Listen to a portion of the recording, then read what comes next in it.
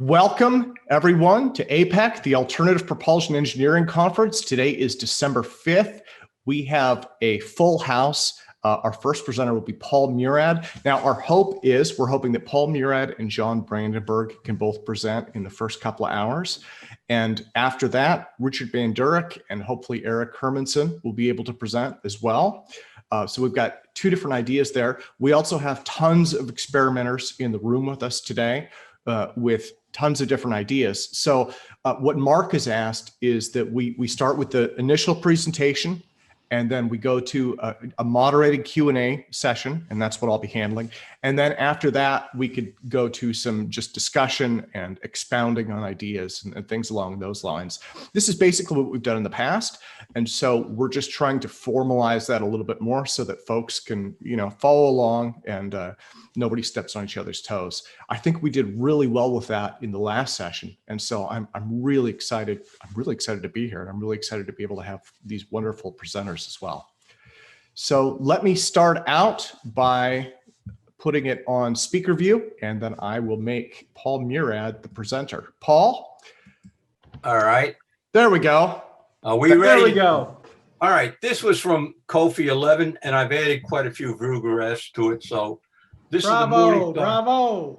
This is the Morningstar Energy Box, and we did this thing about 5 years ago, and it was kind of intriguing. And I'm going to cover an abstract, the device, test conditions, possible theories, and some analysis. Now, basically, this is a 198-pound thing. It's an electromagnetic device that spins. When we ran this at steady state, we lost 7% of its weight. And during transient, we lost 20% of its weight during one particular run. We don't know why it lost its weight.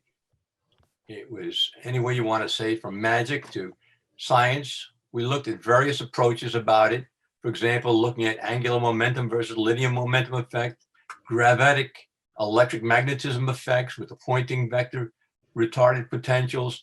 And we did this at first. Then we also added on looking at things like gravitational wave generations, co-gravity, de Broglie matter wave, n-dimensional axis. And obviously, a lot of this is speculative, and we didn't go through with a lot of details that we should have, but funding is always a question. So what I'm going to have to ask you is that you have a bubble of confidence. We're going to have to go through some of that bubble and present some certain things that are a little bit different. All right, now, Searl came out with a device. He had a bar with a magnet on one end and a magnet on the other end, other side. And when you moved one of the magnets, the other magnet moved. And it sort of was sympathetic, so to speak. So what he did is he took that bar of metal and he put it into a circular piece of bar. Now, he came up with a lot of theories about what it was doing. I don't accept any of the theories, but he came across some real physical, natural phenomenon. When you have the ring and the rollers, you moved one here, this one moved.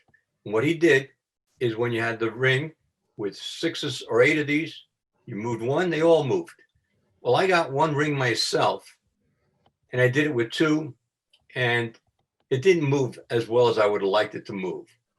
So the thing is, you always have to question whenever you hear whatever people have to say and look at it in some details. Now, Godin and Roschin were Russians that looked at the Searl effect and made their modification as well as what we're going to do here. All right, now, if we look at Searl's device, he says, I have laminated rollers and laminated rings. The laminated parts involves magnets, copper, dielectric, and aluminum. And he puts it together in something called Magic Square, and he can describe this in a book for $200 or so. And it just doesn't make too much sense to me, but he's happy and he seems to have worked. Everything is fine. Okay, great. Basically, you have a laminated ring, magnet, aluminum, dielectric, copper. And a roller that has similar laminating effects. What you see here are two rings with two sets of rollers. He's only shown one, and no one's ever seen more than one ring and rollers combination. He's got something in here that might generate electrical power or pull off power. I don't know what the answer to that is. And we didn't use anything like that. The question with the roller is the diameter is such that with the diameter of the ring, and what you want to do is have some sort of resonance. Okay. Now, Paul Brown picked up a device the size of a telephone book, and he ran it, and he claimed this thing generated a megawatt of electrical power. The wires started to glow, the magnets caught fire, and then the device ran out of control. And he claimed there was like 1 million direct current volts there. And after that experiment, he walked on to something else. Well, there's a quick question in my mind, and that is, when magnets reach a certain temperature above the Curie temperature, they lose magnetisms. So if this magnet caught fire, it should have lost its magnetism and the whole device should have stopped. But these are some of the things that you just look at as you go in and into this. Godin and Roschin were Russian physicists who put one together. This is a picture of the first device. They made 3 devices. The other 2 and the third did not work. He presented this in an AIAA paper, and the items he showed involved, come on, buddy, come on back.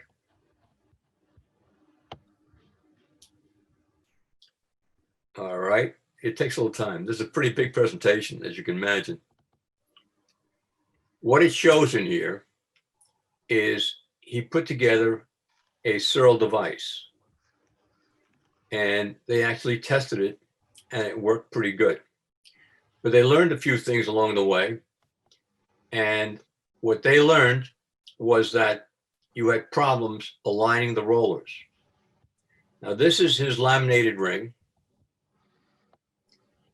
and there's about 325 pounds of magnets in this thing. When he gave the presentation, people asked him in 91, 92, how about changing this, doing that? And he says, I can't do it anymore. And he told them that the reason he can't was that they took the magnets apart to sell it so the family can support it during the Depression, which Russia was in 1990, 91. And the people there didn't understand that, and they thought it was a big joke. But that's what happened in Russia. It was real. Now, the major problem in what his device does is his rollers are different. They're not concentric. They're slabs. They also put drills in the rollers and the ring, and they put in small magnets. This would act like gear teeth acting on the rollers as it moved around. The rollers do not touch the ring. It's sort of suspended above it. So he put a carousel in there to support it. This is what it looks like. Here's the rollers. Here's the ring. Here's the carousel or the cage, ball bearings. And here's a shaft to drive it with a starter motor and a 6 kW generator. It turns out they claimed that this thing was self-accelerating. They got it up to speed and it kept on going. There's not much details about what they used for this, if it's a pick-off or whatever, or to drive this thing like another motor. It's hard to say. Anyway, their claims were it would generate, like I said, self-acceleration. It lost 35% of the 300 pounds going 600 RPM in one direction. And they claimed there was a gain going in the other direction. There were temperature effects. In other words, a temperature drop lost when the weight loss occurred. That's like the UNRWA effect. They also claimed for magnetic walls. that generated by this device. And finally, the smell of ozone. Well, the ozone smell comes from large currents and so on, and that's a given when you do this. But what about all these other claims? So we try to look at this and see if it was real or not. Now, this is a third device that does not work. As you can tell, this is not a cheap piece of equipment, and it's a big effort to do this kind of experiment. That's why when we were talking the last few weeks, I was asking you questions, where are you getting the components and the funding to do these things? This is a sizable effort. Regarding the theory about it, Karamov and his friends suggest that this is changing angular momentum into linear momentum. Now, this individual has 2 PhDs, and we are co-authors on 4 different other papers on space propulsion plasma devices. And some of them involve changing angular momentum into linear momentum, but using plasmas. So their thought was that this Godin and Roschin device works due to this rotation of all of these rollers and the magnets and the whole thing together and so on. Plus, you'd like to look at some fluid dynamic effects and see what goes on. He looked at a von Karman vortex street. You want to look at it in terms of saying, hey, here's a roller. I'll put another roller here, another here in these vortices, and maybe have an understanding what's going on. Well, it's pretty hard to do that because the vortices weren't even out and so on. And it's an interesting approach from a fluid dynamic perspective. And he's a bright guy. Who knows? So what he did is he used a dish. And if anything, you could probably do that. But then once you do that, what do you get? How far do you go from here? And that's a tough question to come up with. These are vortices in the ocean. As you can see, they move further and further away based upon the source. All right, we came along, and I'm saying to myself, you know, this thing is a magnetic motor. It would be great if it runs like that. And they claim it's self-accelerating and it just keeps on going. Gee, you know, that's a hell of a device that can do that. It'd be nice if we could make that. There's got to be some unusual effects in this. And the device is probably nonlinear as hell because you deal with magnetic fields, losses, and gain of weight, and magnetic effects with hysteresis effects. So we started this, and I got some funding for it. And there's certain questions I had to make in my mind. I like the Godin and Roschin device with the carousel. How many rollers should we use? What different kinds of rollers should we use? Should we use those holes in there with the little magnets and so on? And you go through all of this work to figure out what's going on, to include, well, voltages. Maybe those things over there generate voltages in there. And what are the parameters that I can look at, like plus or minus voltages, running clockwise or counterclockwise? But I like to save money. I'm a cheap guy. I don't see putting in 200, 300 pounds of magnets in this major ring. So I said, let me use something like ferromagnetic fluid. And since I heard something about a UFO crash that occurred with they measured 3 elements there, and that was nickel, magnesium, and aluminum. And you look at it, you say to yourself, well, gee, nickel is magnetic. Aluminum can be magnetic and electric, and magnesium is electrical. That's a pretty interesting field to put that in a UFO.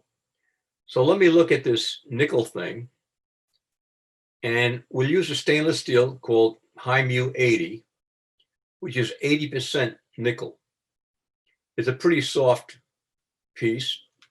This shows you the laminated ring we have here, high mu 80, aluminum, copper, and here's a chamber for ferromagnetic fluid, an insulator, another insulator, and a copper ring and another copper ring. Now this area is the cavity, and I'll discuss this a little later on. This is put together on a big piece of steel to hold it down. And this and the carousel and the rollers are 190 pounds. There is a plastic bearing here so that the carousel is, wherever possible, we have other fittings in there, it's electrically insulated from the rest of this ring and everything else. Now this shows you what it looks like sitting on a table. This whole thing weighs about 425 pounds. There's a 6 horsepower motor here that's DC. So we had to charge batteries up all the time we ran this thing, and it got to be a painful process. In the end, we replaced it with an AC motor. Now this is the rollers. One of the things suggested to me was that you had to have high magnets on the poles. This is a magnet, magnet, magnet, magnet, bigger magnet, bigger magnet, high mu80 core, high mu80 collar here, collar there. This is copper. This is a space, plastic insulator, and an aluminum shell. So the aluminum shell is electrically isolated from the rest of this. And here's a piece of plastic. So this goes in the bearings in the carousel, and there's no electrical connectivity between the rollers and the carousel. Now, high mu80 is rather unusual. It's not magnetic. But as soon as you stick a little magnet near there, it becomes a huge magnet. This shows you another view of the roller. We even put in some condensers in there to make sure the shell was isolated. We put this in there so it would take like maybe 1,000 volts if it goes, to make sure this was isolated. And we made some holes here in the collars and put in small magnets there. This was to use the approach that the Russians used. This is a piece of plastic to isolate the carousel from the roller. And we ran this thing with these little magnets. And luckily we were out of the room, went back in there, and all the magnets were gone. Now, when this thing was working in those particular situation, it was like 100 G's of acceleration on there. And the viewpoint was, hey, this thing is rolling, the system is rolling. It's going to be all over the walls. So we looked at the walls to look for those little magnets, and we could not find it there. We did find the magnets on the ring. In other words, the acceleration was so large in there between these magnets and the major ring that it exceeded the 100 G's of requirement. This shows you the copper shell. This shows you what the rollers look like. The bad part about it is with these cores, you can bend them a little bit, and they bend a little bit, so that causes problems. This shows you the rollers on the ring. This is not a cheap operation. This whole thing cost about 300 K's worth of parts. This shows you on the carousel. This is the 12 roller version.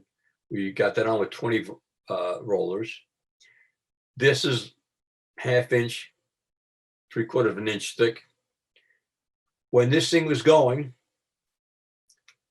the magnetism was so strong that this aluminum was magnetized. In other words, the magnets from the roller magnetize these things, just like this. You see it. When you put it on the device, you really saw it. So this is what it looks like. Here's what it looks like when it's put on the system. When you change this to take the carousel off of this, it takes you a good half hour. You need crowbars and wedges to move it up this as you go. And working with these high-powered magnets is it's dangerous. You can hurt your fingers. You end up with a lot of problems. ready to go. We made, when we originally started this thing, we used bath scales to measure what was going on. And we saw some effects. There was so much vibrations. We're doing this at Orbitec, who made rocket engines and so on. They test that regularly. We put load cells, 6 of them on the bottom, and ready to go. So it was kind of a serious effort. Now the question is, what do we use in terms of voltages, capacitors, everything else, the level of the ferromagnetic fluid? Should we ground the whole thing on that big plate out there? And yes, we'd love to have done all this, but we didn't have the time. We worked for maybe about 3 days at one series and stopped for about a month because we're looking at all the data, and go back for another 3 days. And we did this 4 times, trying to figure out what are we doing. We never changed the level of the ferromagnetic fluid. It was always filled. And we try to look at various parameters. Now this shows you the first series run. We use the north-south, south-north orientation. In other words, they reversed each roller. And this shows you the magnetic field, and it's 0, canceled out real nicely, which you didn't expect. But when you're in, put all the rollers in the same direction, all the norths one way and the south the other way, bingo. That's a hell of a magnetic field. This shows you revolutions, and these are values that change as a function of time. And when you're in a magnetometer over this device, right here's the rollers, you can see the magnetic effect. And we did this at various rotations. And lo and behold, we start seeing these bumps appear. And they seem to be bumping continuously. And the first thought in my mind is, hey, that's the magnetic wall the Russians are talking about. And if anything else, if we looked at the magnetic field where it was constant, you were seeing lines of forces coming out of the rollers. And this was one specific set of the field of forces. All right, so we got that pretty much squared away. Magnetic walls are there. We tried to harvest electricity, and we had no idea what we were doing, but weren't very successful. Now, what this shows you is a weight of the device, time, and the RPM. This shows you the RPM that we used here. And this is probably one of the earlier runs. And you start off and all sorts of crap happens. There's vibrations in the system. And then you see a pound loss. Well, it's no big deal here. And maybe a half a pound here and there. What's going on? We ran this with a thermocouple, and we didn't see any temperature loss. We saw temperature increase. Basically, the motor gets hot. It heats up the cavity. It heats up the dome, part of the carousel. And you're not going to see anything where you lose temperature to determine that you lost gravity or weight. Now here's another run. Coming along like this. Boom, boom, boom, boom, boom, boom. And it drops 2 pounds. And it stays there. And then bingo, there's a transient. We don't know what's going on. What is this? Is this real? Now, obviously, if you're running less than 1% or 2% of your change of your parameters, that's instrumentation errors and so on. Okay, but we're seeing this consistently. And then later on, we start seeing spikes going on in the data. That's a function of RPM. And we're trying to wonder if it's being driven by the motor, and so on and so on and so on. And we're looking at this. And we decide to plot this thing a little differently, a weight versus RPM. And we see these spikes. Gee, there must be some resonance in this device. As you can see here, here's the behavior. Goes up. Consistently loses 2 or 3 pounds. But it doesn't go back up to this number. So something's wrong with what we're doing for our instrumentation. We got to figure that out. And then sometimes there's a hysteresis effect. Sometimes we don't see the spike. So this looks like it's gone 4 pounds total weight change. And then bingo, we start seeing the spike showing up. Let's go make the next series at these spike areas to see if we can maximize or minimize what's going on. So we find this more or less at these RPMs, ready to go. And these are types of data that we took. We did not take any graphic data as a function of time, which was a big mistake on our part. And you can see some numbers in here, 20% weight changes. These might be transients, and it's noticeable effects. So we try to get our act together by the third and fourth run. And hey, we try to stay here and here. What's going on? And again, you see the effects from temperature. Hey, it's only going to go one way, it's going to go up.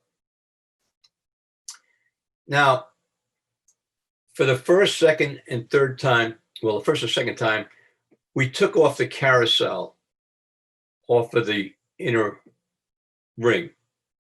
We kept it separate. After the third run, we got lazy. So what the hell? Leave it there.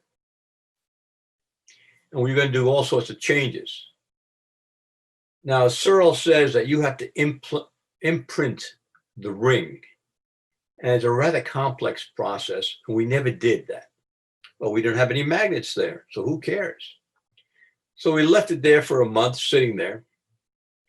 And we're going to run it by putting a brush against the aluminum. And we're going to try and get it up to 1500 volts to see what happens.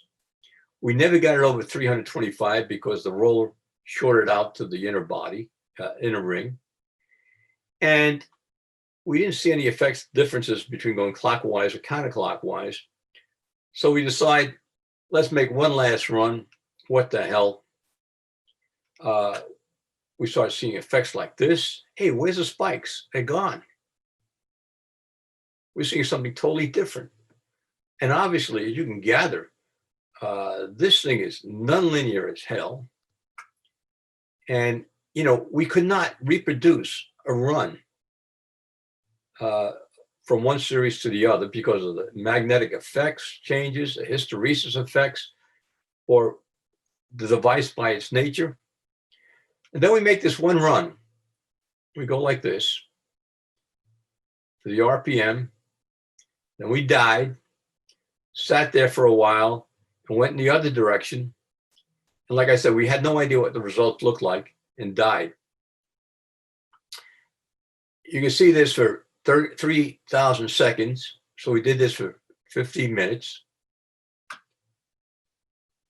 No voltage, nothing. Bingo. Whoops. Lost a lot of weight. Stayed there. Again, when you made some changes, there were hiccups. Went up a little bit. And you close it down. Bingo. Big change. Came up there to the original weight. Now, we were using a laser, and the laser could not make any determination above less than 90 RPM. Change the direction. Lost weight again. Transient effect. Close it down. Came back to normal. This is what it looks like at RPM versus the weight. You don't know where this is occurring in terms of this. This probably occurred right around here. So we lost 7% of the weight in this situation right here, probably 20% of the weight here. And that's the run that I show out as saying, hey, we got it after that one test. All right, now, that's not experimental error. That's not instrumentation flaws. What do we do? What have we done? Can we explain this? Well, let's go look at what the Russians said about the angular momentum and linear momentum. And let's look at other possible approaches. We started out with this pointing vector force situation, or the GEM theory. And well, if you look at this, angular momentum generating linear momentum. I spoke to one of my friends from NASA, Marshall. The guy is very bright. His response was, "That's nonsense. Forget it. It's impossible." Are there any examples of angular momentum changing to linear momentum? Sure as hell is. Gee, we can do it mechanically. Can we do it physically? And like I said, Karamov was looking at plasmas and he was getting those kind of effects. Is that here? All right, we'll have to look at this. Maybe there's an angular momentum effect. I used to do 6 degrees of freedom analysis on cruise missiles. And I knew that if you change the moment of inertia matrix, you could end up with some strange effects. Is that going on over here? Well, you got these rollers. It's really, well, symmetric, and then it's not symmetric. And it's hard to say what's going on with this rotation and so on. And John had done tests 5 years earlier on gyroscopes, and he found out the weights were changing. But the weights he was changing was like 0.1%. So you really can't say anything about that. All right. So we looked at this pointing vector field situation. Now, the starting condition is that the electric field and the magnetic field are wave equations. Do we take into account this spinning stuff? It's got to play an important role in this. Would that come into the equation? How do we do this? Well, here's what you look like. You're stationary, you got a magnetic field, and that's it. But when you rotate it by Maxwell's equations, you're going to have an electric field, and that's going to generate a pointing vector. Gee, maybe that's what causes this thing to rotate for self-acceleration, and we're not doing it right. And if you go the other way, what happens? Well, you got to change the current and so on and so on and so on. Lots of things, lots of questions to ask. So we looked at the pointing vector, looked at Maxwell's equations. Now, John differs from me because I like to include currents, magnetic currents. In other words, this is due to motion in a field line due to a magnet. And people ignore this term, which is a source term due to the magnetic field. Well, this is a magnet. So how could you ignore these two terms? And when you put together the electric field and the magnetic field, you end up with a wave equation like this, and a wave equation like that. And the only coupling between these two equations is with the current. So if you have some sort of circulation in either an electric current or a magnetic current, you'll end up with an electric field and a magnetic field. If you did not have this, you'd have a pure electric field and a pure magnetic field. And I think we should investigate that somewhere along the line, but the question is, where do you get that money? So you put that in here, and you know what kind of equations you want to look at. So you put it all together and you do this manipulations, and it takes time and time. And unfortunately, this is an older view graph that I have because I had the wrong answers in here. And lo and behold, this is what you end up with. Now, this equation may or may not be right, but it's there for an introductory term to say, hey, look, we end up with a wave equation. The pointing vector is a wave equation. And this is a conservation law. And bingo, there's a curl of a curl term. So this might take into account rotation. You might also have rotation effects taken into account here, here, and with these cross-coupling terms, magnetic fields with the electric field, the currents in the electric field with the magnetic field, and bingo, all this stuff is coupled to get with the pointing vector. Well, basically, we looked at that, and my background is, well, I like applied mathematics. I'm not crazy about experimental work. I've done enough wind tunnel tests and flight tests to fill me up to God knows what. So I like to do analysis. I use some pseudo-analytical functions. I don't know if you heard about the Cauchy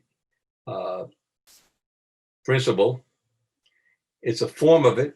You use it for a wave equation, which you assume is that the gradient of the pointing vector looks like something like this. And I don't know what else it means. In case I'm wrong, I'll put an error in here. And then this term goes with this term. And when I take the gradient of this and the time derivative of this and add them together, I end up with the first equation I just showed you. But now you change it around and you try to find V. And lo and behold, V is equal to a wave equation. And it's equal to this. And you look at U and W from the other terms on the other equation. And this term is wrong. This should be an S in here for the pointing vector. And you end up with some more terms. Now, the question is, what did we find? Was this the Roschin torsion field that Kozyrev talks about? Gertenstein in 1962 put out a paper where he said that if gravity, electric field, and magnetic field move with the speed of light, they should be coupled. So he used Einstein's field equations, put them together, and he ended up with a relationship that shows electromagnetic effects with gravity. And a year later, Bob Forward, American, says, yeah, electromagnetic effects could affect gravity. These two equations that I just showed you in that corrected form show more granularity than Gertenstein's equation. And this is the type of things that we got to look at if we want to look at these effects. What is it? As far as I'm concerned, this was done years ago. Right now, we might investigate it again with Kepler Aerospace. I believe this is a localized gravitational field.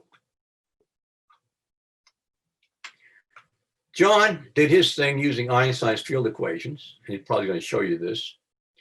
This is a momentum tensor, and it breaks down like this for the field that you have for electric field and magnetic field. And lo and behold, he goes through all of this stuff and this mathematics, great stuff. Unlike me, he probably didn't make any minus errors. And he ends up with the wave equation, just like I did. And he ends up with this term as well. Now, he doesn't have the same terms I do because he did not include the magnetic current or the magnetic source. Now, let me say something else too. The magnetic current and the electric current might be the same.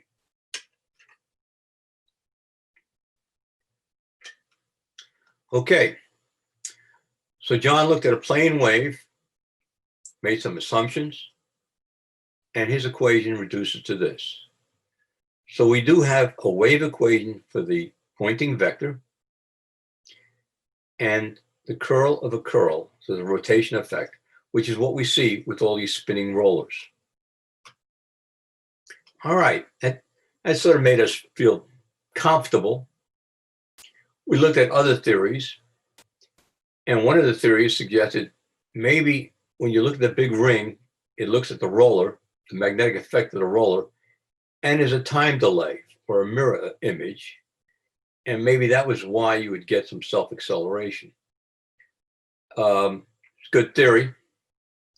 And the same thing holds retarded potentials, where there's a little delay. And if that was the case, one end of the mirror image would suck up the roller forward and you can get some motion out of it. Good theory. But some theories need to be validated, and it's hard to say. Okay. Let's go look at this three-dimensional effect. Well, this is pretty damn complex. And when you put the carousel in there, you don't have as many lines of force that way because of the aluminum in there. It's hard to say what you have. And then finally, I get a letter from Alex. Like I said, we're pretty good friends. We're putting out 3 or 4 different technical papers ourselves. They've been out already. They're in ResearchGate. And his point is that Godin and Roschin are trying to build a Searl device, but it failed. And we don't know what's going on. When we gave our presentation, one was there, and he said we did better than he did.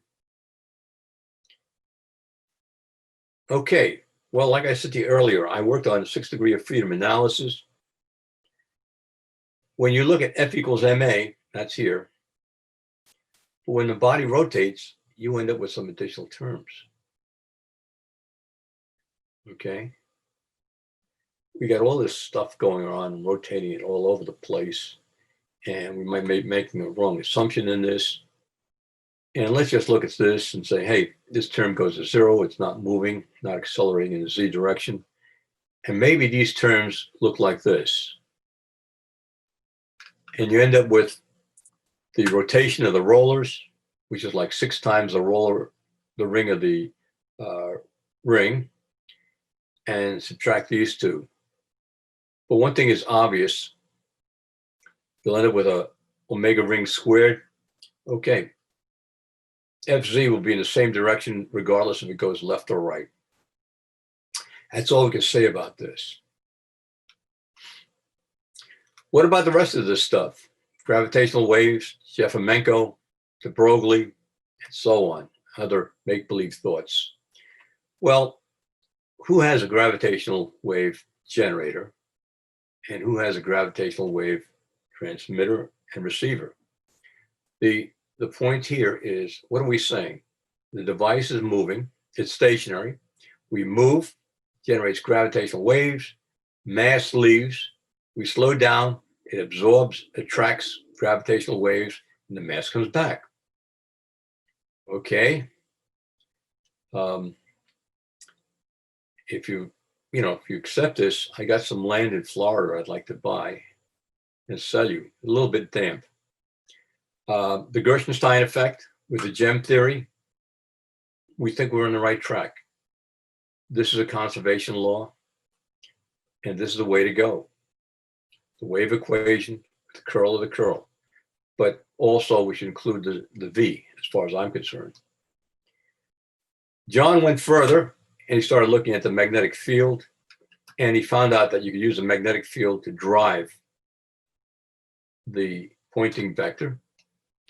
And if you could do that, you could change the gravity metric tensor, which means you might be able to change the gravitation effects. Again, this is done just with the magnetic fields. Co-gravity. Jeffermenko put together 3 interesting books. Nobody wanted to publish his papers, so he put out these 3 books. What he said was that gravity is not only an attraction, but it generates angular momentum. And because of that, you see the same face on the moon. Now, people could say, hey, it's due to offset in the CG. Maybe that's the way it goes. Or maybe there's angular momentum. And the other presentation I was going to make covers the fact that there's a lot of rotation in the stars and the galaxies and so on. There's something funny is going on with gravitation due to rotation. So does it fit in here? Well, for Newtonian gravitational law, you assume that, this screwed up, where G is equal to 1 over R squared, and it's just an attraction. Basically, there's no time in there. So Newtonian gravitation does not generate gravitational waves. It works great for us in the near field, but things start happening in the far field, specifically past Jupiter. What do we do with co-gravity? Well, like I said, he puts this together as Maxwell's equation, where gravity is equal to electric effects, the electric field, And co-gravity is equal to the magnetism. And co-gravity will take into account rotation effects as well as relativity effects. Again, it's an attractive force with angular momentum. The equation I just showed you before looks like this for Newton. This doesn't exist. This term is 0. This term doesn't exist. Jeff Mango put these terms in here. K is co-gravity, and he's got a current as well. And he introduces time into the equations. And you end up with a wave equation for gravity, source term, other term, again, a cross term, and a co-gravity term. What is intriguing here is he defines gravity that looks like this. In other words, this is Newtonian with a correction for relativity. But here before, we have gravity as a function of distance between them. He's got velocity in there. In other words, as velocity increases, if this is all true, gravitational effects decrease, especially if you move faster than the speed of light. That's pretty intriguing. Okay, but that doesn't help our problem. So when you go through this, you end up with Lorentz force here. But there's another term due to inertia. And this is the term due to co-gravity. This could be the effect that we see here.